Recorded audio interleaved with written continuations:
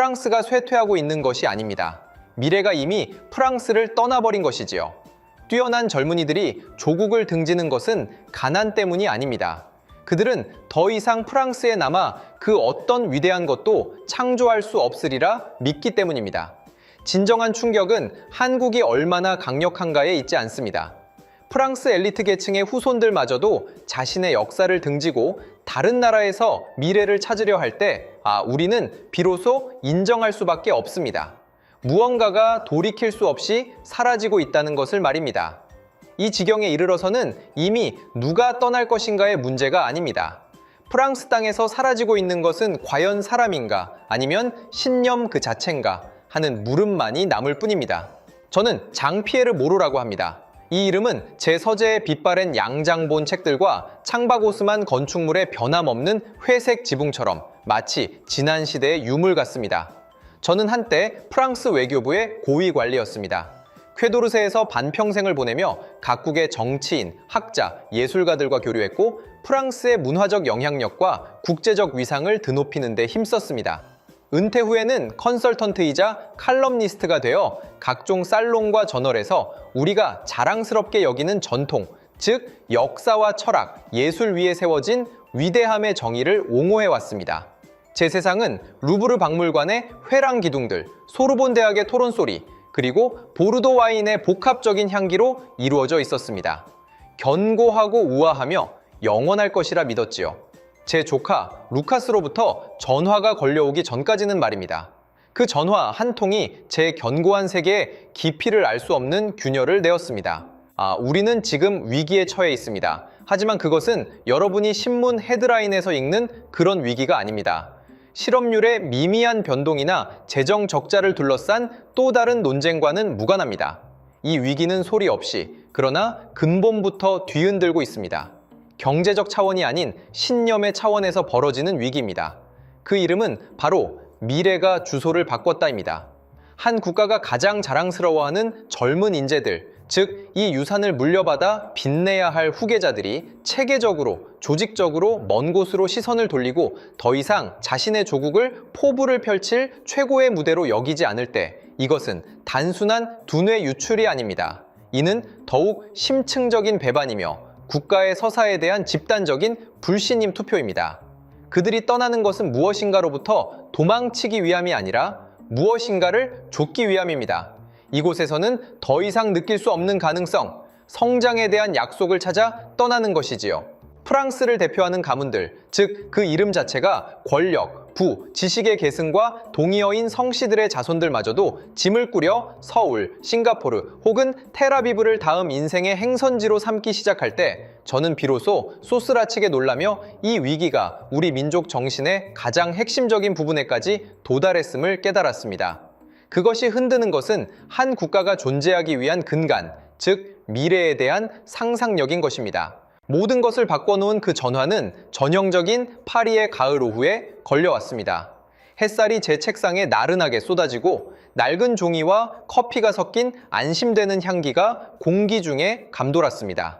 전화 저편에는 제 조카 루카스가 있었습니다. 그는 제 형님의 외아들이자 우리 가문의 자랑이었죠.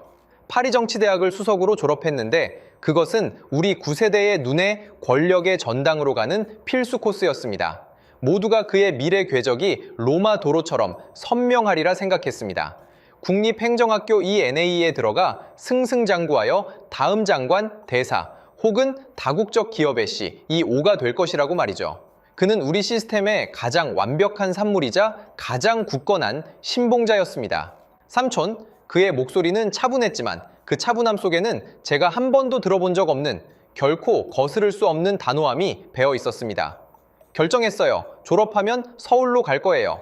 저는 제가 잘못 들은 줄 알았습니다. 서울, 뭘 하러? 1년짜리 교환 프로그램이라도? 저는 이 엉뚱한 결정에 합리적인 설명을 찾으려 애썼습니다. 아니요, 취직이에요. 한테크 벤처 기업에 들어가요. 정규직으로요. 침묵이 흘렀습니다. 창밖으로 비둘기들이 날개를 퍼덕이는 소리가 이 순간 유난히 거슬리게 들렸습니다.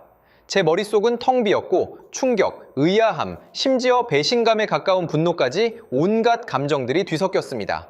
소르본 대학 파리고등상업학교 HEC 파리. 그렇게나 빛나는 이름들이 그의 앞에 펼쳐져 있었는데 그는 왜?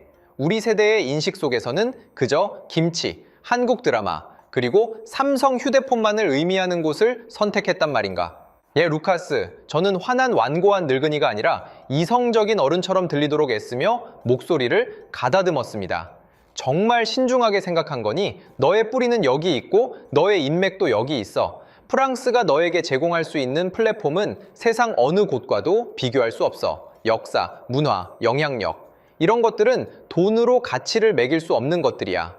저는 평생을 설파해온 단어들, 즉 저를 한없이 자랑스럽게 했던 프랑스의 초석들을 꺼내놓았습니다. 전화 저편에서 옅은 웃음소리가 들려왔습니다. 그 웃음에는 조롱이 없었지만 거의 연민에 가까운 선명함이 담겨 있었습니다. 삼촌이 말씀하시는 것들 저도 다 알아요. 하지만 그것들은 역사이고 유산이고 박물관에 전시된 보물들이에요. 그리고 저는 직접 미래를 창조할 수 있는 실험실이 필요해요. 그는 잠시 말을 멈추더니 목소리가 진지해졌습니다. 파리에서 제가 볼 수 있는 미래는 상속이에요. 삼촌의 자리를 물려받고 아버지의 사회적 관계를 물려받아 이미 짜여진 각본의 무대에서 정해진 역할을 연기하는 것이죠. 하지만 서울에서 제가 보는 미래는 창조예요. 그곳은 모든 것이 빠르게 진행되고 기회가 우후죽순처럼 생겨나요. 그들은 당신이 어디서 왔는지 묻지 않아요. 당신이 얼마나 빨리 달릴 수 있는지, 어떤 가치를 창조할 수 있는지 묻죠. 삼촌, 이해하세요? 문제는 서울이 파리보다 더 좋다는 것이 아니에요. 그곳의 시간 흐름이 파리와는 다르다는 것이죠. 시간 흐름? 저는 중얼거렸습니다. 그 단어는 저에게 너무나 낯설었습니다. 네, 맞아요. 프랑스에서는 개혁 하나를 논의하는데 5년이 걸릴 수도 있고 법안 하나를 통과시키는데 10년이 걸릴 수도 있어요. 우리는 기득권을 보호하고 현상 유지를 위해 너무 많은 에너지를 소모하죠. 하지만 그곳에서는 하나의 아이디어가 탄생해서 회사가 되기까지 6개월밖에 걸리지 않을 수도 있어요. 도시 기반 시설 업데이트는 분기를 단위로 계산되고요. 이건 우열의 문제가 아니에요, 삼촌. 이건 두 개의 다른 차원의 경쟁이에요. 남들이 광속으로 달리고 있을 때 우리는 아직 마차의 통행권을 두고 논쟁하고 있는 거죠. 그 전환은 단순한 가족 내부의 세대 갈등이라기보다는 두 개의 다른 문명 체계가 정면으로 충돌하는 맹렬한 격돌에 가까웠습니다. 저는 구시대의 대표자로서 역사의 깊이, 문화의 명성, 전통의 영광이 한 국가의 위상을 영원히 보장할 것이라고 굳게 믿었습니다. 하지만 제가 직접 키운 이 아이, 루카스는 차갑고도 잔혹한 논리로 저에게 말했습니다. 삼촌의 시대는 이미 끝났다고 말입니다. 오늘날 세상에서 그런 것들은 개인의 생존, 학습, 발전 기회를 결정하는 충분 조건이 더 이상 아니라는 것이었습니다. 진정한 충격은 한 젊은이가 소르본 대신 서울을 선택했다는 사실이 아니라 그가 그런 선택을 한 이유가 너무나 명확하고 논리적이어서 한때 외교관이었던 제가 공허한 감정과 시대착오적인 자존심으로 반박하는 것 외에는 어떠한 강력한 농어도 제시할 수 없었다는 데 있었습니다. 제 세계관은 난생 처음으로 제 서재에서 제가 가장 큰 기대를 걸었던 후배에 의해 너무나 쉽게 산산조각 났습니다. 처음에는 루카스가 그저 특이한 경우라고 생각했습니다. 세계화의 물결과 첨단 기술 신화에 홀린 젊은이쯤으로요. 청소년기의 반항이라며 스스로를 위로하려 했지요. 하지만 곧 제가 엄청나게 틀렸다는 것을 깨달았습니다. 그 후 몇 달간의 사교 모임에서 이 이야기는 유령처럼 저를 맴돌았습니다. 한 유명 은행가인 오랜 친구와의 저녁 식사 자리에서 그는 침울한 표정으로 제게 말했습니다. 미술사 분야에서 뛰어난 재능을 가진 막내딸이 루브르 박물관 인턴십 기회를 포기하고 서울의 한 갤러리에서 일하기로 했다는 것이었습니다. 이유는 그곳의 미술 시장이 유럽 전체를 합친 것보다 활기차기 때문이라고 했다는군요. 저와 함께 일했던 또 다른 은퇴한 대사도 손자가 최고의 엔지니어인데 에어버스사의 제안을 거절하고 한국의 무명 배터리 연구 스타트업에 합류하기로 했다고 했습니다. 이 이야기들은 무거운 돌멩이처럼 이미 거친 파도가 일렁이는 제 마음속 호수에 계속해서 던져졌습니다. 저는 의식적으로 주변을 살피고 관찰하기 시작했습니다. 결과는 충격적이었습니다. 이것은 더 이상 산발적인 개별 사례가 아니었습니다. 명확하게 눈에 띄는 물결, 즉 엘리트 후손들의 이동이었습니다. 저를 가장 불안하게 하고 혼란스럽게 만든 것은 떠나기로 선택한 이 젊은이들이 프랑스 시스템에서 소외되거나 탈락한 사람들이 아니었다는 점입니다. 오히려 그 반대였습니다. 그들은 이 시스템의 가장 큰 수혜자들이었습니다. 최고의 교육 자원, 가장 넓은 인맥, 가장 밝은 직업 전망을 가지고 있었습니다. 그들은 누구보다 이 시스템의 작동 방식을 잘 알고 있었고, 바로 그 때문에 누구보다 먼저 그 한계를 꿰뚫어 보았던 것입니다. 이것은 강력하고도 절망적인 역설을 만들어냅니다. 즉, 이 시스템을 지키기 위해 가장 큰 이유를 가진 사람들이 가장 먼저 등을 돌리고 떠났다는 것입니다. 이것은 패배자들의 도피가 아니라 승리자들의 원정이었습니다. 그들은 프랑스에서 자리를 찾지 못해서가 아니라 프랑스 직업 피라미드의 정점에 올랐을 때 얻을 수 있는 성취감과 영향력이 다른 신흥 생태계에서 맨 땅에 헤딩하며 시작하는 것보다 못할 수도 있다는 것을 예견했기 때문입니다. 그들은 발로 투표하여 우리가 자랑스러워하는 프랑스 모델의 잔혹한 판결을 내렸습니다. 여전히 위대하지만 어쩌면 더 이상 중요하지 않을 수도 있다는 판결을 말입니다. 이 물결은 더 이상 개인적인 선택의 잡음이 아니라 한 시대가 다른 시대에 내리는 판결문인 것입니다. 처음의 충격과 감정적인 저항을 넘어 제 내면의 분석가적 본능이 깨어나기 시작했습니다. 단순히 감상적인 차원에서 한탄만 할 수는 없었습니다. 저는 이해해야 했습니다. 저는 우리 미래를 빨아들이는 블랙홀인 한국을 이성적으로 해체하기 위해 미친 듯이 읽고 연구하기 시작했습니다. 한국 경제, 사회, 기술 발전에 관한 수많은 보고서를 읽고 다큐멘터리를 시청했으며 심지어 기본적인 한국어도 배우기 시작했습니다. 제 본래 목적은 이 나라의 허점을 찾아내 루카스 일행의 선택이 한때의 충동이었고 피상적인 번영에 현혹된 것임을 증명하는 것이었습니다. 하지만 그 결과는 저를 더 깊은 침묵 속으로 몰아넣었습니다. 제가 한국에 대해 알고 있던 지식이 얼마나 피상적이고 뒤떨어져 있었는지 깨달았습니다. 우리가 여전히 한강의 기적을 이야기하고 재벌 경제, 고압적인 사회 같은 꼬리표로 한국을 정의하고 있을 때 한국은 이미 우리가 전혀 모르는 새로운 종으로 진화해 있었습니다. 저는 파리와 서울을 교통, 의료, 기술부터 도시계획과 공공서비스 사업 공폭주에 이르기까지 체계적으로 비교하기 시작했습니다. 곧 저는 개별 시설의 첨단 여부만을 비교하는 것으로는 문제의 핵심을 전혀 파악할 수 없다는 것을 깨달았습니다. 예를 들어 파리의 지하철은 유구한 역사를 자랑하고 사방팔방으로 연결되어 있지만 신호는 끊기고 지연과 파업은 일상다반사입니다. 서울의 지하철 역시 밀집해 있지만 그것은 단순한 교통수단이 아니라 고속 와이파이, 실시간 정보, 편리한 결제, 심지어 모바일 쇼핑까지 통합된 종합 정보 플랫폼이었습니다. 진정한 충격은 어떤 단일한 장점에서 온 것이 아니라 이러한 장점들이 실시간 응답을 핵심 논리로 하는 거대한 시스템으로 어떻게 끊김없이 연결되어 있는지에서 비롯되었습니다. 서울에서는 지하철, 병원, 스타트업, 행정서비스센터, 모바일 결제, 물류 네트워크, 도시 보안 시스템, 이 모든 것이 각자 독립된 섬이 아니라 유기적으로 협력하는 하나의 생명체였습니다. 사회 전체가 재프로그래밍된 듯 했습니다.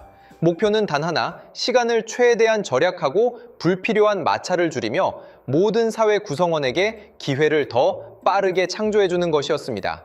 카드 한 장이나 휴대폰 앱 하나로 이동부터 진료, 세금 신고까지 모든 것을 처리할 수 있을 때, 한밤중에 주문한 상품이 새벽녘에 집 문 앞에 도착할 때, 인공지능이 이미 의사의 진단을 돕고 오진율을 최소화할 때, 여러분은 한 국가의 힘이 더 이상 개선문과 같은 웅장한 상징에만 나타나는 것이 아니라 모든 시민의 일상생활의 모든 세부 사항에 침투해 있으며 사회 전체의 운영 효율성에 구현되어 있다는 것을 이해하게 될 것입니다. 프랑스는 정교한 기계식 시계와 같아서 모든 톱니바퀴가 역사의 빛으로 빛나지만 정확하고 느리게 움직입니다.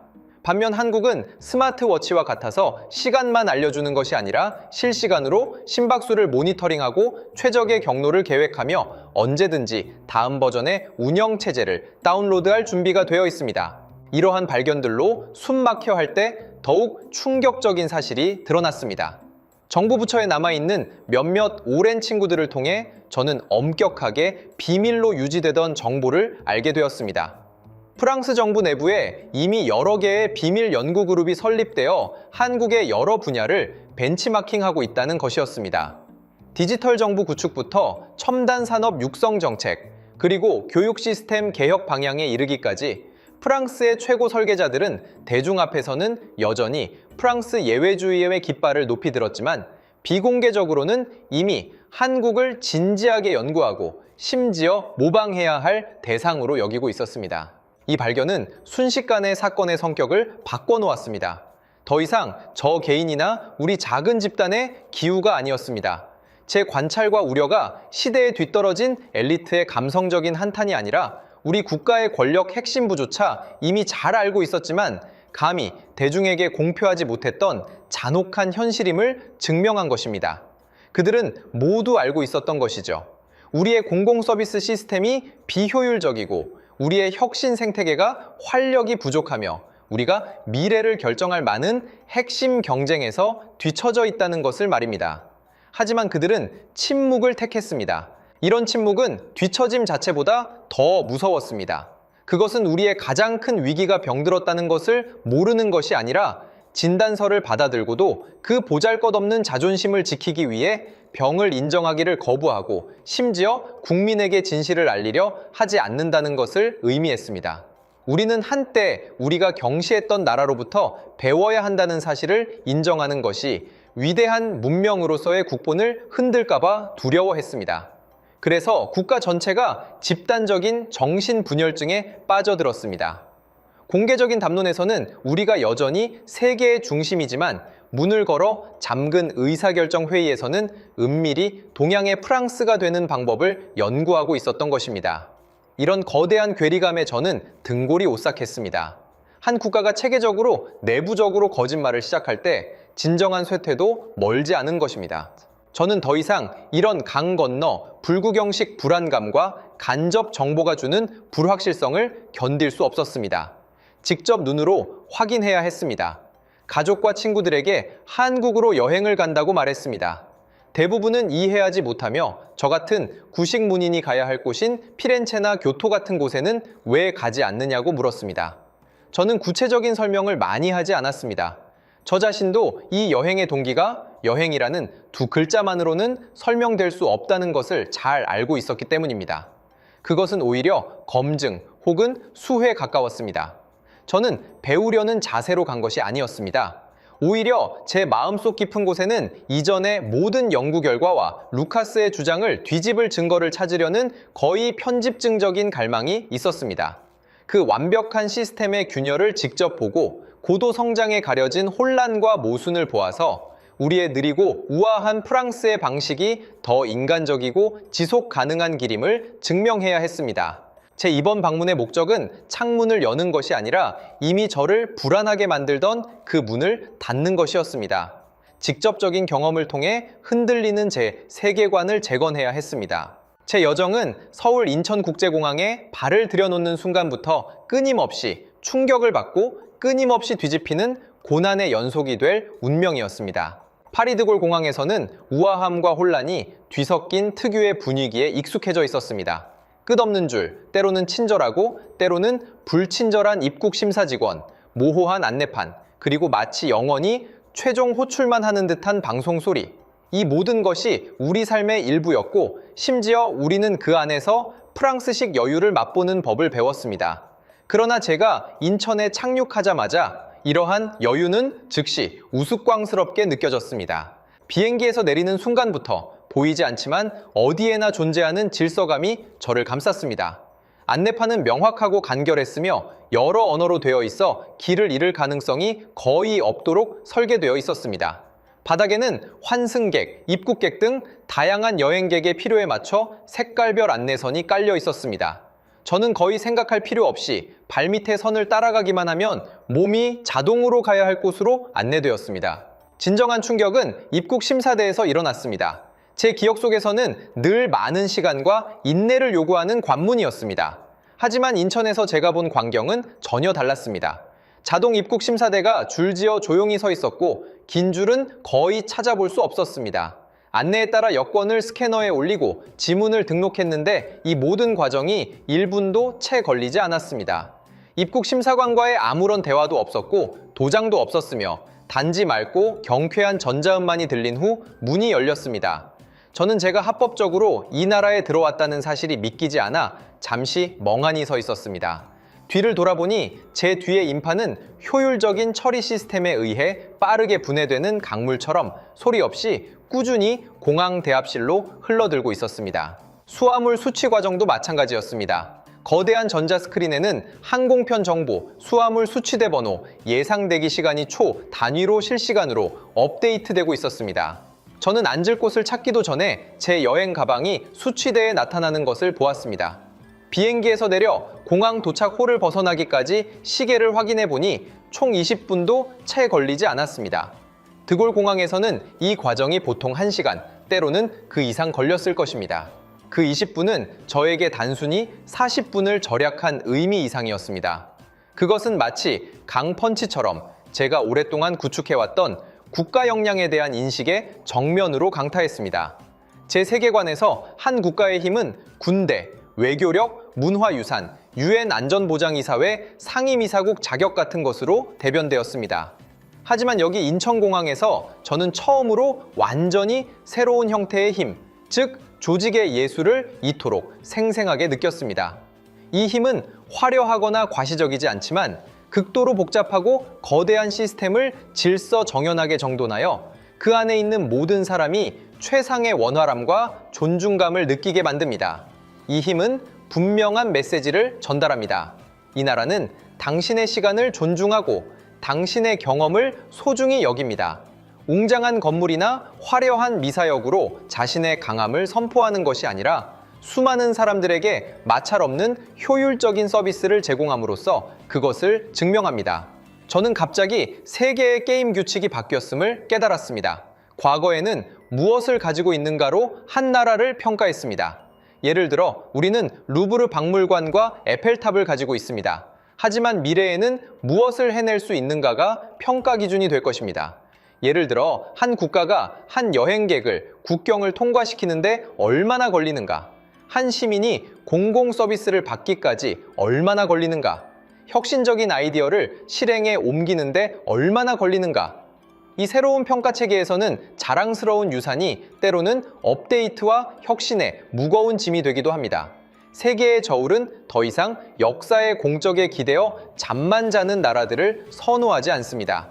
강력한 조직 능력과 지속적인 진화 능력을 갖춘 국가들로 기울기 시작했습니다. 인천공항은 저의 이러한 인식 전환 여정에서 얻은 첫 번째 교훈, 즉 새로운 힘의 시대에 대한 충격적인 공개 강의였습니다. 인천공항의 충격이 시스템과 효율성 차원에 머물렀다면 서울 도심, 특히 루카스가 사는 강남에 발을 들여놓았을 때 제가 느낀 것은 사회행동 양식과 관련된 더욱 심층적인 충격이었습니다. 파리는 아름답습니다. 시간의 퇴적물을 머금은 세부 사항과 이야기로 가득 찬 아름다움이죠. 센 강변을 거닐다 보면 골목마다 수백 년 된 건물과 우연히 마주칠 수 있습니다. 하지만 파리는 혼란스럽기도 합니다. 교통체증, 여기저기서 울려 퍼지는 경적 소리, 좁은 길에서 보행자와 차량이 공간을 다투는 모습, 도시 전체가 아름답지만 어딘가 신경질적인 귀부인 같습니다. 하지만 서울, 특히 강남구에 대한 첫인상은 밀집되어 있지만 질서정연하다였습니다. 마철루들은 마치 철제숲처럼 빽빽하게 하늘을 찌르고 있었습니다. 거리에는 사람들로 넘쳐나고 차량들이 물결처럼 오갔습니다. 그러나 이러한 극도의 소음과 혼잡 속에서도 기이하고 거의 물리법칙을 거스르는 듯한 질서감이 존재했습니다. 교통은 번잡했지만 무의미한 차선 변경이나 끼어들기는 거의 찾아볼 수 없었고 차량 흐름은 정밀하게 계산된 프로그램 같았습니다. 지하철역에서는 출퇴근 시간에도 인파가 몰려들었지만 사람들은 자동으로 문 양쪽에 두 줄로 서서 먼저 내리고 나중에 타는 방식으로 이 모든 과정이 빠르고 조용하게 진행되었습니다. 가장 놀라웠던 것은 인구 밀도가 높은 이 도시에서 사람과 사람 사이의 물리적인 마찰이나 충돌을 거의 느끼지 못했다는 것입니다. 모든 사람이 마치 같은 지휘본부의 명령을 받는 벌떼처럼 각자 바쁘게 움직이면서도 벌집 전체의 운영은 조화롭고 효율적이었습니다. 저는 강남의 한 카페 창가에 앉아 오후 내내 길 건너편 유명한 교차로를 관찰했습니다. 빨간불이 켜지자 수백 명의 보행자들이 길모퉁이에 모여 조용히 기다렸습니다. 그들은 고개를 숙여 휴대전화를 보거나 이어폰을 꽂고 음악을 들었지만 아무도 무단횡단을 시도하지 않았고 아무도 초조해하지 않았습니다. 초록불이 켜지자마자 인파는 순식간에 움직이기 시작했고 사방에서 도로 중앙으로 밀려들어 서로 교차하고 지나갔지만 기적처럼 서로 방해하지 않았습니다. 마치 리허설도 없이 완벽하게 동시에 움직이는 집단춤 같았습니다. 마지막 카운트다운이 끝나고 보행자 도로는 순식간에 텅 비었으며 방금 전의 장관은 마치 없었던 일처럼 사라졌습니다. 저는 이러한 질서감이 어디에서 오는 것인지 반성하기 시작했습니다. 처음에는 단순히 국민성이 높아서나 집단주의 문화 때문이라고 생각했습니다. 하지만 깊이 관찰하면서 이것이 도덕이나 문화만으로는 완전히 설명될 수 없다는 것을 알게 되었습니다. 이것은 더 깊은 차원의 사회 운영체제의 발현이었습니다. 이 시스템 안에서는 규율, 데이터, 기술, 그리고 시민의 일상적인 행동이 깊이 통합되어 있었습니다. 도처에 설치된 카메라와 센서가 교통 데이터를 실시간으로 수집하고 스마트 신호등 시스템은 유동인구와 차량 흐름에 따라 시간을 동적으로 조절합니다. 휴대폰 지도 앱은 다음 버스가 언제 도착하는지 초 단위로 정확하게 알려주고 가장 시간을 절약할 수 있는 환승 경로를 계획해줍니다. 거의 모든 공공장소에 무료 고속 와이파이가 제공되어 정보 접근과 소통이 막힘없이 이루어졌습니다. 기술과 데이터가 도시 전체의 운영 논리를 고도로 예측 가능하고 투명하게 만들면 사람들의 행동 양식도 자연스럽게 변하게 됩니다. 줄을 서는 것은 시스템이 공정하고 효율적이라는 것을 알기 때문이며 새치기가 당신을 더 빠르게 만들지 않는다는 것을 알기 때문입니다. 교통규칙을 준수하는 것은 전체 교통 시스템이 최적화되어 있다는 것을 알기 때문이며 개인의 작은 꾀에는 전체 효율성을 저해할 뿐이라는 것을 알기 때문입니다. 이러한 질서적 연함은 도덕적 자율 규제에서 비롯된 것이 아니라 합리적인 계산에서 비롯된 것입니다. 규칙을 준수하는 것이 개인적인 목적을 달성하는 가장 빠르고 효율적인 방법이라는 계산에서 말입니다. 이것은 저에게 프랑스를 떠올리게 했습니다. 우리 사회는 수많은 강력하고 독립적인 자아로 이루어진 느슨한 연합에 가깝습니다. 우리는 개성을 숭배하고 의문을 제기하도록 권장하며 성공적인 파업과 시위의 자부심을 느끼고 이것이 민주주의 활력의 표현이라고 생각합니다. 우리는 어떤 형태의 소요나 동요도 피하기 위해 시스템을 최적화하려고 끊임없이 노력했습니다. 하지만 여기서 제가 본 것은 완전히 다른 논리였습니다. 사회 전체가 흐름 자체가 중단되지 않도록 조직되어 있었습니다. 인구 흐름이든 차량 흐름이든 정보 흐름이든 자본 흐름이든 말이죠. 그들이 추구하는 것은 정적인 안정성이 아니라 동적인 유연함이었습니다. 그 순간 저는 서울이 단순히 현대적인 도시가 아니라 거대하고 살아있는 사회 운영 체제와 같다는 것을 깊이 느꼈습니다. 그리고 구대륙에서 온 우리 방문객들은 마치 노키아 피처폰을 들고 iOS 17이 돌아가는 아이폰을 이해하려고 애쓰는 듯 했습니다. 우리는 상대방의 언어와 인터페이스조차 이해하기 어려워했습니다. 이 감정은 추월당했다는 분노가 아니라 완전히 다른 시대에 격리된 듯한 더욱 깊은 차원의 무력감이었습니다. 루카스는 제가 일하는 곳 판교 테크노밸리에 있는 스타트업 인큐베이터를 구경시켜 주었습니다. 그곳의 광경은 또다시 저의 인식을 새롭게 해주었습니다.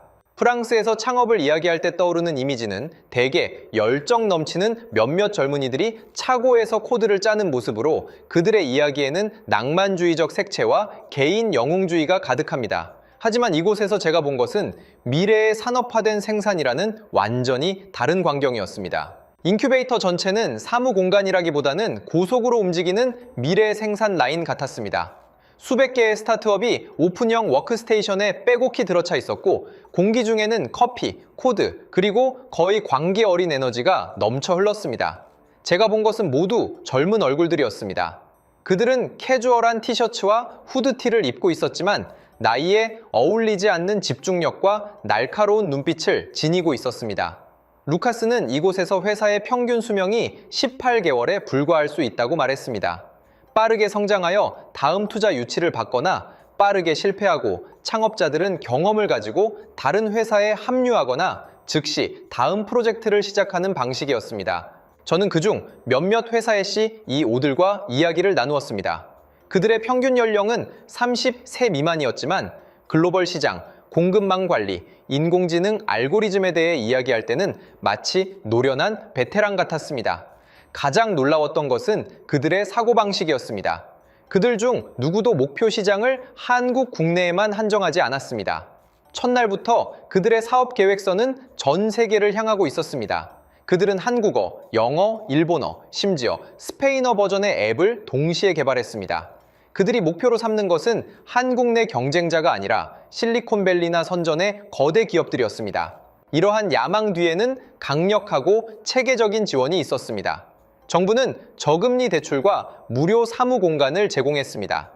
삼성, 현대 같은 대기업들은 막대한 벤처 투자 펀드를 조성하여 잠재력 있는 신기술에 적극적으로 투자하고 인수했습니다. 최고 수준의 대학 교수들도 산업계에 깊이 참여하여 최첨단 연구 성과를 빠르게 상업적 응용으로 전환했습니다. 교육, 자본, 산업, 그리고 정부가 이곳에서 효율적인 순환고리를 형성하고 있었습니다. 루카스는 이곳의 실패 문화에 대해 설명해 주었습니다. 프랑스에서는 한 번의 창업 실패가 개인 이력의 오점으로 여겨지거나 심지어 미래 경력에 영향을 미치기도 합니다. 하지만 이곳에서는 실패를 필수적인 학습 비용이자 성공으로 가는 필수 과정으로 여깁니다. 투자자들은 오히려 실패 경험이 있는 창업자들을 더 선호하는데 그들이 수업료를 냈다고 생각하기 때문입니다. 이러한 실패에 대한 관용은 젊은이들의 창의력과 모험 정신을 크게 풀어주었습니다. 저는 그들의 교육 시스템이 이러한 미래 생산 라인에 원자재를 끊임없이 공급하는 방식을 보았습니다. 초등학교부터 코딩이 필수 과목으로 지정되어 있습니다. 고등학생들은 다양한 로봇 대회와 사업 계획 경진 대회에 참여합니다. 대학에서는 학생들이 재학 중에 창업 프로젝트에 참여하도록 장려합니다. 사회 전체가 젊은이들에게 강력한 신호를 보내고 있었습니다. 미래는 수동적으로 기다려야 할 멀고 먼 개념이 아니라 학습, 실천, 빠른 반복을 통해 능동적으로 설계하고 만들어낼 수 있는 제품이라는 것을 말입니다. 물론 저는 이 동전의 다른 면도 보았습니다. 이러한 산업화 모델의 대가는 엄청났습니다. 저는 어디에나 존재하는 숨 막히는 경쟁 압력을 느낄 수 있었습니다. 모든 사람이 태엽 감긴 시계처럼 쉼 없이 달려나갔습니다. 근무 시간은 극도로 길었고 사회평가 체계는 극도로 단일했으며 성공 여부는 거의 전적으로 부와 직업적 지위로 정의되었습니다. 이곳에서의 삶은 분명 피곤하고 심지어 잔혹하기까지 했습니다. 그러나 바로 이러한 잔혹함이 루카스 세대 프랑스 젊은이들에게 치명적인 매력으로 다가왔습니다. 그들이 이곳으로 오기로 선택한 것은 프랑스보다 더 편안하고 안락해서가 아니었습니다. 오히려 그 반대였습니다. 이곳이 더 힘들고 더 도전적이기 때문이었습니다. 안락하여 거의 정체된 환경에서는 개인의 성장 공간이 제한적입니다. 하지만 이곳에서는 극한의 압력과 빠른 반복으로 움직이는 환경에서 그들은 가장 빠른 속도로 배우고 진화하여 더 강력하고 경쟁력 있는 자신을 만들어낼 수밖에 없습니다. 그들은 프랑스식 삶의 질을 포기하고 그들이 더 중요하다고 생각하는 것, 즉 성장의 밀도를 택했습니다. 그들은 안락함을 누리러 온 것이 아니라 참전하러 온 것입니다. 그리고 이 전쟁은 다음 10년의 세계를 누가 정의할 것인가에 관한 것이었습니다. 서울에서의 마지막 며칠, 예상치 못한 작은 일이 일어났는데 그것이 저에게 준 충격은 이전의 모든 거시적인 관찰보다 훨씬 컸습니다. 그날 밤 루카스와 저녁 식사를 마치고 그의 아파트로 돌아오는 길에 갑자기 심장이 격렬하게 두근거리고 가슴이 답답해지는 것을 느꼈습니다. 저는 나이가 많고 심장에 작은 문제가 항상 있었지만 당시 상황은 저와 루카스 모두를 정말 놀라게 했습니다. 루카스는 곧바로 휴대전화 앱을 이용해 근처 종합병원 응급실을 예약해 주었습니다. 저는 본능적으로 병원 의자에서 몇 시간을 기다릴 준비를 했습니다. 파리에서는 응급실에서도 3시간에서 4시간을 기다리는 것이 일반적이었으니까요. 하지만 이어지는 경험은 의료 서비스라는 네 글자에 대한 저의 이해를 완전히 뒤집어 놓았습니다. 우리가 병원에 도착했을 때는 자정이 가까운 시간이었습니다. 응급실은 환하게 불이 켜져 있었고 사람들이 적지 않았지만 모든 것이 질서정연했고 소란이나 다툼은 들리지 않았습니다. 루카스는 셀프 접수기에서 자신의 의료보험 카드를 긁고 저의 기본 정보를 입력하자 기계는 자동으로 QR코드가 인쇄된 진료 확인서를 출력했습니다. 여기에는 저의 대기 순서, 예상 대기 시간 15분, 그리고 찾아가야 할 진료실이 명확하게 표시되어 있었습니다. 우리가 대기실에 앉은 지 10분도 차에 되지 않아 벽에 걸린 대형 스크린에 제 이름이 표시되었습니다. 진료실에 들어서자 젊은 의사가 우리를 맞이했습니다. 그는 컴퓨터 시스템을 통해 제가 방금 앱으로 업로드했던 간단한 병증 설명을 즉시 불러왔습니다. 그는 저의 구체적인 증상을 묻는 동시에 심전도, 엑스레이, 혈액 검사 등 일련의 검사 처방을 빠르게 내렸습니다. 정말 저를 경악하게 만든 것은 다음 단계였습니다. 우리는 진료 확인서를 들고 병원 안에 여러 검사 부서를 오갔습니다. 각 부서 입구에는 스캔 장치가 있었고 우리는 QR코드를 스캔하기만 하면 시스템이 자동으로 우리를 대기열에 올려주었습니다. 우리는 거의 어느 곳에서도 5분 이상 머물지 않았습니다. 체열 간호사의 솜씨는 능숙하여 거의 통증이 없었습니다. 심전도와 엑스레이를 찍는 기사들도 마찬가지로 전문적이고 효율적이었습니다. 가장 믿기 어려웠던 것은 우리가 30분 만에 모든 검사를 마치고 진료실로 돌아왔을 때 의사는 이미 자신의 컴퓨터 화면에서 저의 모든 검사 결과와 AI 시스템이 초기에 생성한 분석 보고서를 보고 있었다는 것입니다. AI 보고서는 각 지표의 이상 위험을 다른 색으로 표시하고 가능한 진단 방향에 대한 권고를 제시했습니다. 의사는 AI 분석과 저의 상황을 종합하여 곧바로 진단을 내렸습니다. 여행 피로와 식습관 변화로 인한 부정맥일 뿐 큰 문제는 아니라는 것이었습니다. 그는 저에게 약을 처방하고 충분한 휴식을 취하라고 당부했습니다. 병원에 들어가 모든 검사를 마치고 진단과 약을 받아 병원을 나오기까지 걸린 총 시간은 1시간 15분이었습니다. 병원을 나와 서울의 한밤중 찬바람이 얼굴에 스쳤지만 저는 오히려 뜨거운 기운을 느꼈습니다. 이 1시간 15분은 마치 빨리 감기한 영화처럼 제 머릿속에서 반복 재생되었습니다.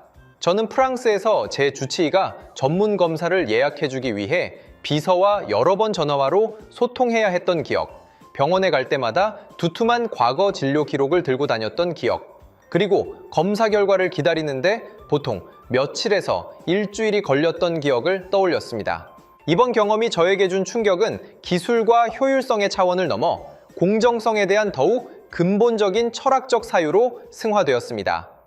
프랑스에서 우리는 모두에게 무료인 의료 시스템을 자랑스럽게 여기며 이것이 사회평등의 초석이라고 생각합니다. 우리는 모든 사람은 치료받을 권리가 있다는 구호를 외칩니다. 그러나 만약 한 시민이 이 권리를 행사하기 위해 길고 고통스러운 기다림을 겪어야 하고 비효율적이고 낡은 관료주의 시스템 속에서 반복적으로 고통받아야 한다면 이 권리가 현실에서 과연 얼마나 가치를 지니겠습니까? 느린 약속은 병고에 시달리는 사람에게 때로는 아무런 약속도 없는 것만큼이나 잔인합니다.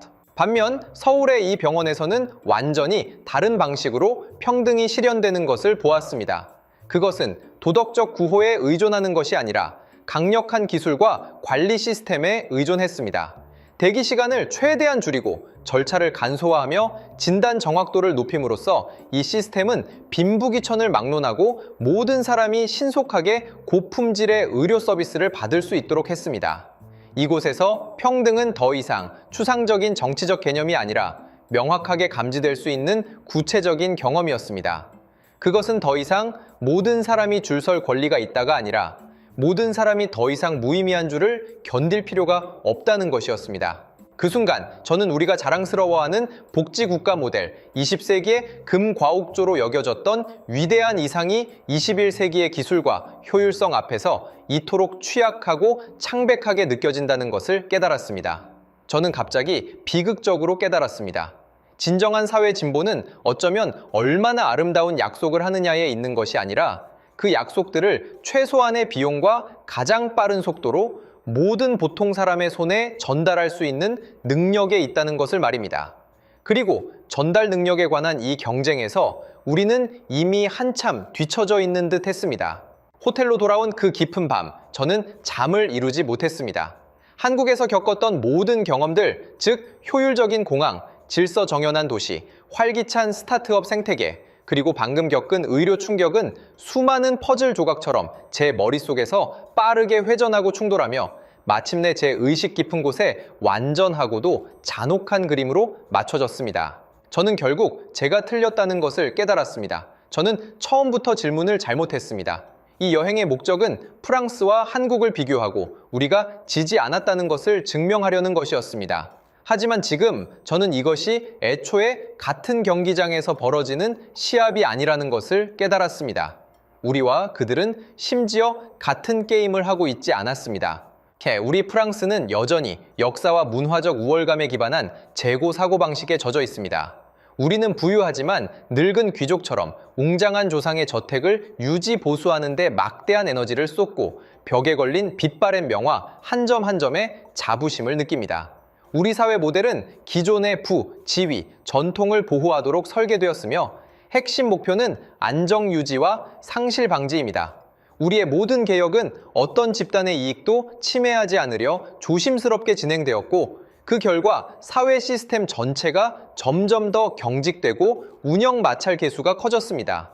우리는 정교하게 관리되는 박물관처럼 어제의 영광을 완벽하게 보존하고 있습니다. 반면 한국과 다른 유사한 신흥 세력들은 철저한 증량 사고방식으로 움직이고 있습니다. 그들은 우리처럼 무거운 역사적 짐도 없고 보호해야 할 기득권도 그리 많지 않습니다. 그들의 국가 시스템 전체는 거대하고 끊임없이 반복되는 성장 엔진으로 설계되어 있습니다. 핵심 목표는 가속화된 창조와 변화 수용입니다. 그들은 감히 시도하고 실패를 두려워하지 않으며 기술과 데이터를 이용해 사회 운영의 모든 단계를 개조합니다. 모든 불필요한 저항을 제거하고 전체 시스템이 최고 효율로 작동하도록 하는 것이 그들의 목적입니다. 그들은 영원히 테스트 단계에 있는 실험실처럼 혼란스럽고 압박감이 넘치지만 끊임없이 미래로 향하는 다양한 가능성을 생산하고 있습니다. 이것은 누가 누구보다 더 낫다는 문제가 아닙니다. 이것은 더욱 근본적인 패러다임 전환입니다. 박물관 모드와 실험실 모드의 대결입니다. 과거 보존을 최고 강령으로 삼는 사회와 미래 창조를 유일한 목표로 삼는 사회 간의 대결인 것입니다. 이 점을 깨달았을 때 거대한 슬픔이 저를 감쌌습니다. 제가 슬퍼한 것은 프랑스가 졌다는 사실이 아니라 우리가 경기장이 바뀌었고 규칙 또한 변했다는 것을 인지조차 하지 못했다는 사실이었습니다. 우리는 여전히 창과 방패를 휘두르며 기사의 영광을 위해 싸우고 있는데 상대는 이미 전차를 몰고 우리가 이해할 수 없는 차원에서 공격을 퍼붓고 있었던 것입니다. 그 순간 제 마음속 모든 갈등, 저항, 의심은 연기처럼 사라졌습니다. 남은 것은 평온하고 거의 절망적인 냉철함 뿐이었습니다. 저는 이 사실을 받아들일 수밖에 없었습니다. 제가 평생을 바쳐 옹호하고 믿었던 세계관, 즉 역사, 문화, 철학적 사유를 최고 가치로 두었던 프랑스식 모델이 새로운 시대의 좌표에서 어쩌면 시대에 뒤떨어진 것일지도 모른다는 사실 말입니다. 이 인정은 저에게 신념의 붕괴나 다름없었습니다. 하지만 이상하게도 그것이 실제로 일어났을 때 제가 느낀 것은 분노가 아니라 전례 없는 해방감이었습니다. 폐허 위에서만이 재건을 고민할 수 있기 때문입니다. 파리로 돌아온 후 저는 일주일 내내 서재에 틀어박혀 지냈습니다. 모든 사교 활동을 취소하고 모든 전화를 받지 않았습니다. 저는 이 정신적인 충격을 소화하고 제 머릿속에서 끊임없이 소용돌이치는 생각들을 정리할 시간이 필요했습니다. 그리고 저는 결정을 내렸습니다. 이 모든 것을 글로 써야겠다고 말입니다. 저는 이 결정이 무엇을 의미하는지 알고 있었습니다. 쇠퇴론에 극도로 민감하고 민족적 자존심이 강한 나라에서 이처럼 남의 기세를 북돋아주고 자기 기세를 꺾는 경험을 공개적으로 이야기하는 것은 자살적인 도발이나 다름없습니다. 저는 제가 어떻게 공격받을지 거의 예견할 수 있었습니다. 한때 저와 형제처럼 지냈던 동료들, 저를 정신적 스승으로 여겼던 후배들이 가장 날카로운 언어로 저를 공격할 것입니다. 저는 매국노, 패배주의자, 동양에 세뇌당한 늙은 얼간이 같은 꼬리표가 붙을 것입니다. 하지만 전례 없는 긴박감과 책임감이 개인적인 명예에 대한 우려를 압도했습니다. 저는 마치 전선에서 돌아온 척후병처럼 여전히 후방에서 단잠을 자는 장군들에게 적의 실제 상황을 알려야 할 의무를 느꼈습니다. 이것은 더 이상 루카스의 개인적인 선택이 아니었고 저의 개인적인 여행 경험도 아니었습니다. 이것은 우리 국가 전체의 미래에 관한 문제였습니다. 침묵은 이 순간 용서받을 수 없는 직무유기였습니다. 그래서 저는 글을 쓰기 시작했습니다.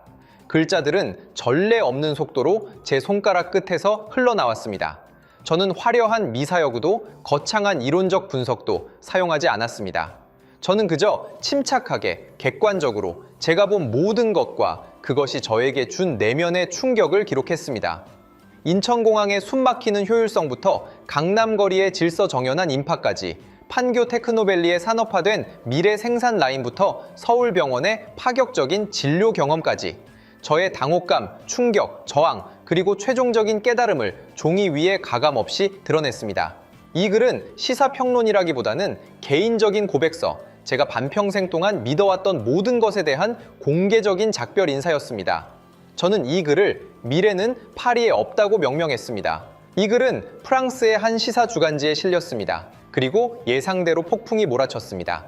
글이 실린 후 24시간 동안 제 전화와 이메일은 분노의 목소리로 거의 잠식당했습니다. 일부 익명의 이메일은 저를 가장 추악한 말로 저주하며 프랑스의 유다라고 불렀습니다. 과거의 몇몇 친구들은 비통한 어조로 제가 왜 자신의 계층과 국가를 배신했는지 따져 물었습니다. 덕망 높은 한 노 선배는 직접 전화해서 거의 30분 동안 소리 지르며 제 글이 프랑스 정신에 대한 가장 악랄한 공격이라고 비난했습니다. 그는 제가 기술의 겉모습만 보았을 뿐 한국 사회 뒤편의 억압된 인간성과 문화적 빈곤은 완전히 무시했다고 말했습니다. 프랑스의 위대함은 세계의 생존을 넘어 삶을 가르쳤다는 데 있다고 그는 주장했습니다. TV 토론 프로그램들은 연일 제 글을 논했습니다. 대부분의 농액들은 저를 나이 들어 비관적이 되었고 새로운 세계에 적응하지 못하는 어제의 사람으로 묘사했습니다. 그들은 프랑스의 느린 속도는 여유이고 복잡한 절차는 엄격함이며 프랑스 젊은이들이 해외로 나가는 것은 정상적인 세계화 흐름이지 엘리트 탈출이 아니라고 말했습니다. 그들은 수많은 정교한 단어들로 우리가 이미 익숙해진 비효율성과 정체를 재포장하고 미화하며 명백한 문제를 자랑스러운 특징으로 재정의하려 애썼습니다. 길을 걸을 때조차 행인들의 이상한 시선을 느낄 수 있었습니다. 저는 벌거벗은 임금님을 지적한 아이가 되었고 왕국 전체는 그 아이를 미친 사람으로 몰아쓰는 것을 택했습니다. 그 기간 동안 저는 전례 없는 고립감을 느꼈습니다. 진실이 한 집단의 집단적 자존심에 상처를 줄 때 진실을 말한 사람은 종종 진실 그 자체보다 더 미움받는 적이 됩니다. 저는 스스로를 의심하기 시작했습니다. 제가 정말 틀린 것일까? 제가 정말 겉모습에 현혹되어 쓸데없는 걱정을 하는 비관론자가 된 것일까? 제가 이 거대한 여론의 압력에 거의 휩쓸려 넘어갈 뻔했을 때 미약하지만 단호한 목소리들이 예상치 못한 곳에서 들려오기 시작했습니다. 가장 먼저 들려온 것은 젊은 세대의 반응이었습니다. 제 이메일 함에는 프랑스 전역의 대학생들로부터 수많은 이메일이 도착하기 시작했습니다. 격렬한 어조도 거창한 서사도 없었습니다. 그들은 그저 솔직한 말로 저에게 이렇게 말했습니다. 모로 선생님, 감사합니다. 저희가 늘 느끼면서도 명확하게 표현할 수 없었던 모든 것을 마침내 말씀해 주셨습니다. 리옹에서 공학을 전공하는 한 젊은이는 이렇게 썼습니다. 저희가 프랑스를 사랑하지 않는 것이 아닙니다.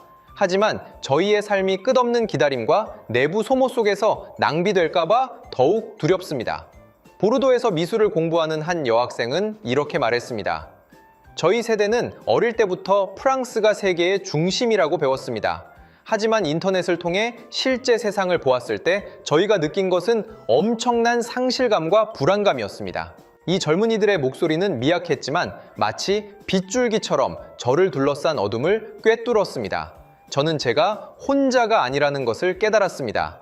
제 감정은 개인적인 환상이 아니라 한 세대 전체가 공유하고 억눌려왔던 집단적인 감정이었습니다. 그들이 저를 지지한 것은 한국을 숭배해서가 아니라 제 글이 위대하지만 점차 무의미해져 가는 나라에 살고 있는 그들의 질식감에 해방구를 제공했기 때문이었습니다. 곧 논쟁의 초점은 미묘하게 변하기 시작했습니다. 이것은 더 이상 프랑스와 한국 중 누가 더 우월한가에 대한 논쟁이 아니라 프랑스는 미래의 어떤 모습이 되고 싶은가에 대한 더욱 심층적인 전국적 대토론으로 발전했습니다. 사회 여론은 명확하게 두 진영으로 나뉘었습니다. 한쪽은 저의 오랜 친구들로 대표되는 보수파 혹은 유산 수호자들이었습니다. 그들은 프랑스의 독특함과 우월성을 굳게 믿으며 어떤 형태의 동양 지향도 문화적인 항복이자 자기 부정이라고 생각했습니다. 그들은 단순히 애국심에서뿐만 아니라 깊은 두려움에서 격렬하게 방역했습니다. 만약 한국의 모델이 어떤 면에서 더 경쟁력이 있다고 인정한다면 그것은 그들이 평생을 바쳐 지켜온 많은 가치관과 시스템이 더 이상 이 시대에 맞지 않을 수도 있다는 것을 인정하는 것과 같기 때문이었습니다. 이것은 그들에게 생존 위기였습니다. 다른 한쪽은 루카스와 저에게 편지를 보낸 젊은이들로 대표되는 미래파 또는 개혁파였습니다. 그들은 프랑스의 전통을 전면적으로 부정하는 것은 아니었지만 변화와 기회를 더욱 갈망했습니다.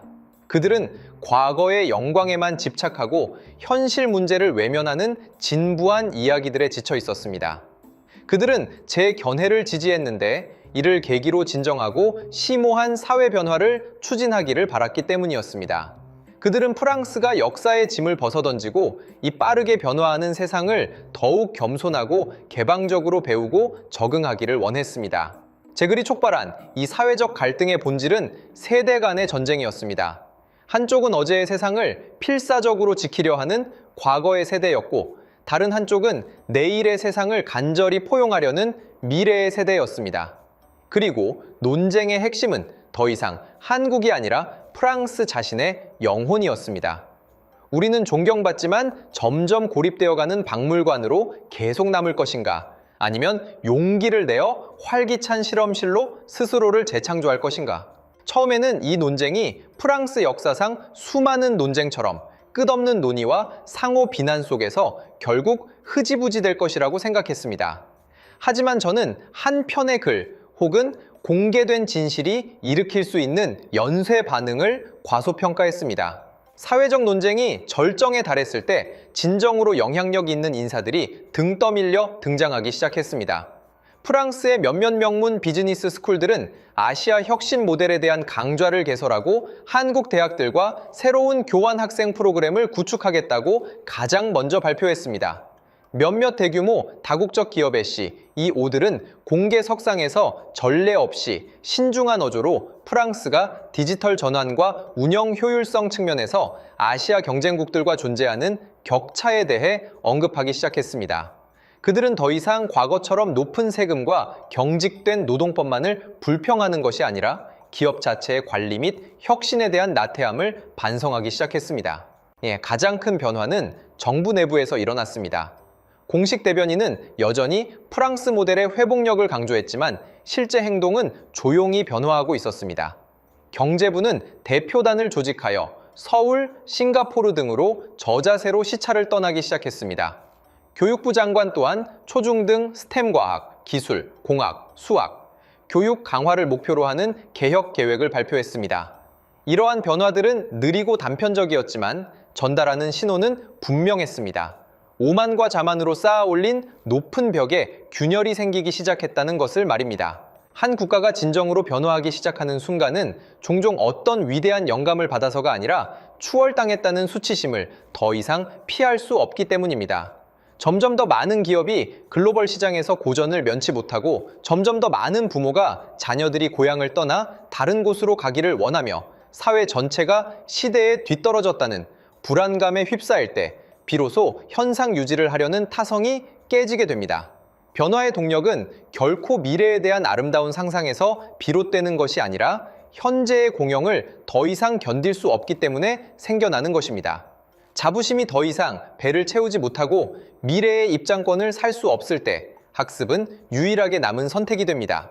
이 모든 것을 돌이켜보면 저는 종종 역사의 아이러니를 느낍니다. 저 구시대의 보수주의자가 본래는 자신의 신념을 지키려 했을 뿐인데 엉뚱하게도 개인적인 고통과 번뇌로 가득 찬 한 편의 글을 통해 이 나라의 힘든 전환을 촉진하는, 환영받지 못하는 촉매제가 되었습니다. 이것은 어쩌면 역사의 어떤 지점에서 한 사회가 가장 필요로 하는 것은 더 많은 찬양이 아니라 충분히 명확하고 잔혹한 거울이라는 것을 보여주는 것일지도 모릅니다. 그것이 필요로 하는 것은 기분 좋은 이야기가 아니라 자기 도취적인 꿈에서 깨어나게 할 귀에 거슬리는 자명종인 것입니다. 지금도 논쟁은 계속되고 있습니다. 프랑스의 변화의 길은 여전히 길고 험난합니다. 하지만 저는 이제 무언가가 달라졌다는 것을 압니다. 우리는 적어도 우리가 의도적으로 외면했던 그 문제를 감히 직시하기 시작했습니다. 우리는 이제 자부심이 능력을 대신할 수 없고 역사가 미래를 보장할 수 없다는 것을 인정하기 시작했습니다. 그리고 저 역시 마침내 자신과 화해했습니다. 저는 여전히 프랑스의 모든 땅, 모든 역사를 깊이 사랑합니다. 하지만 저의 사랑은 더 이상 맹목적이고 고루한 것이 아닙니다. 저는 이제 더욱 겸손하고 열린 시선으로 이 세상을, 우리 자신을 바라보는 법을 배웠습니다. 왜냐하면 저는 위대한 문명이 과거의 영광에 침잠하여 진화를 멈출 때 미래가 얼마나 조용히 그 곁을 떠나가는지를 제 눈으로 직접 목격했기 때문입니다. 제 이야기를 들어주셔서 감사합니다. 이것은 유쾌하지 않은 여정이었지만 그것이 드러낸 것은 어쩌면 우리 각자, 각 조직, 각 국가가 오늘날 이 빠르게 변화하는 시대에 반드시 직면해야 할 과제일 것입니다. 이 점에 대해 당신은 어떻게 생각하시나요? 당신의 견해를 듣고 싶습니다.